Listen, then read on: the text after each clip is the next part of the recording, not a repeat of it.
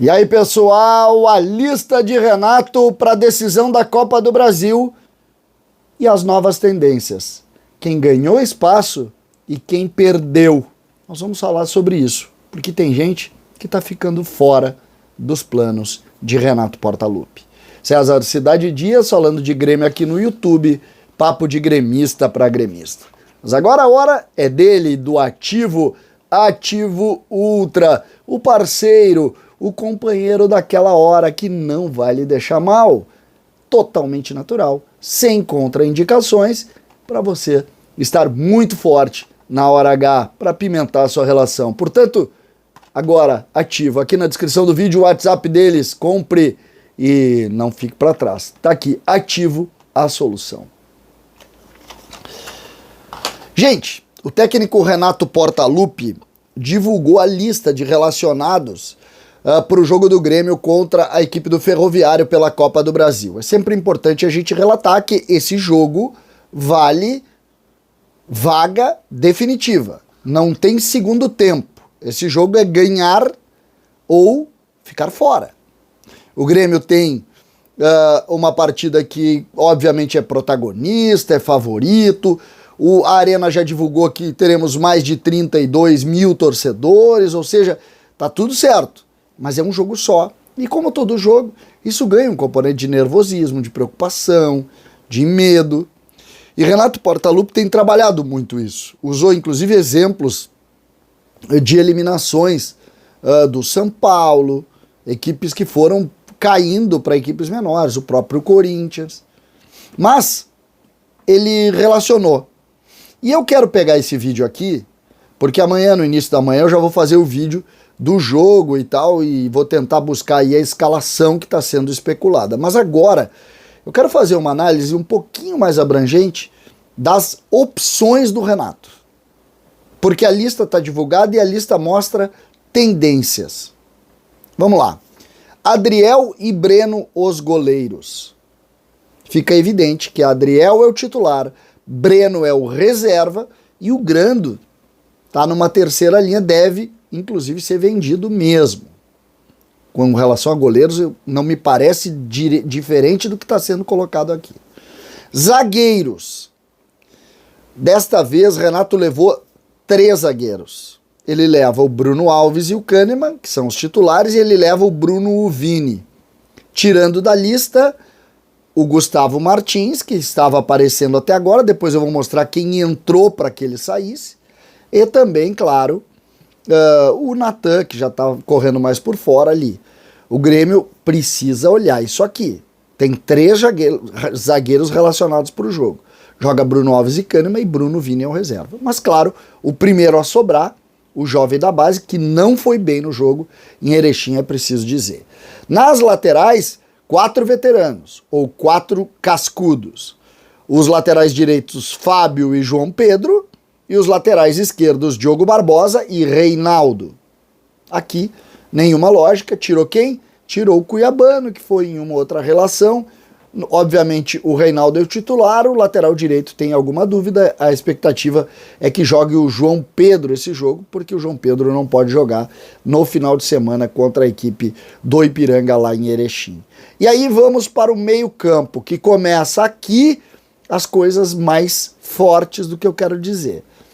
Bitelo, Carbajo, Cristaldo, Lucas Silva, PP, Thiago Santos, Vijaçante e Vina, que eles colocam aqui no meio-campo.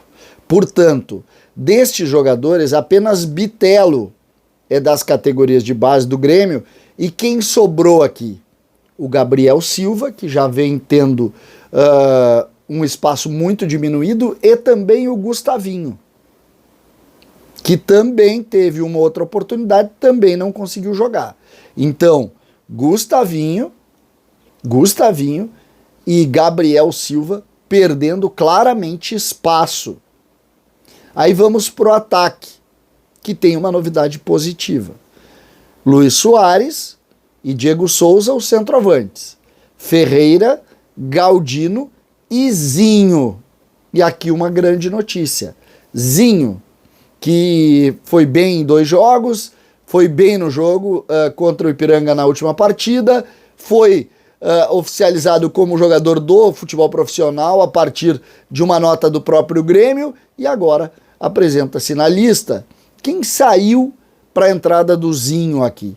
Na verdade, Renato tirou algum jogador ou da zaga ou do meio campo, porque vinha relacionando 4 atacantes, relacionou 5 atacantes, eu estou pegando como base, inclusive, a postagem do próprio Grêmio. Então, ou saiu o Gustavo Martins, ou saiu o Gustavinho, ou saiu o Gabriel Silva para a chegada do Zinho. Das categorias de base aqui, o que nós temos? Nós temos Adriel, Breno, Ferreira, Zinho e Bitelo. 5 jogadores, sendo 2 goleiros. Isso aqui nós temos que pensar. Isso aqui nós temos que pensar.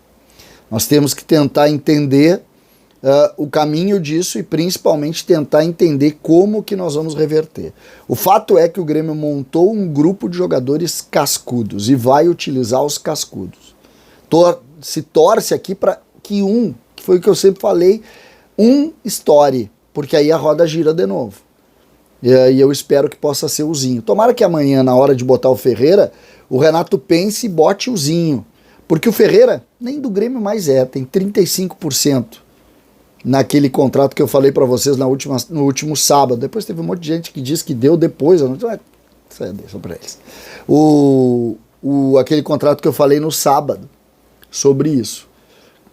Não dá para pensar. Então tu tem os goleiros, o Bitelo e agora o Zinho, que é um jogador promissor, que tem 19 anos e que pode ser o início dessa roda girando. Vamos torcer aqui que a gente tenha um grande jogo. Eu gosto muito dessa ideia. O Renato é muito competitivo e ele está trabalhando muito para não permitir nenhum tipo de salto alto, nenhum tipo de análise diferente desse jogo. O adversário é um adversário perigoso, que fez bons jogos, que empatou contra o Fortaleza, que não perde algum tempo, que está conseguindo aí algumas façanhas e que nós temos que ter todo o respeito do mundo. Essa é a lógica dessa partida. Essa partida, ela precisa ser tratada e encarada com muito respeito. O Grêmio coloca isso. Coloquei aqui praticamente todos os pontos dessa lista aqui. A preocupação com a base, a nova iniciativa do Zinho que a gente valoriza, mas alguns jogadores também que acabaram perdendo espaço e eu coloco na figura do Gabriel Silva como o principal deles, porque chegou a ser titular e agora nem lista está pegando. César Cidade Dias falando de Grêmio aqui no YouTube.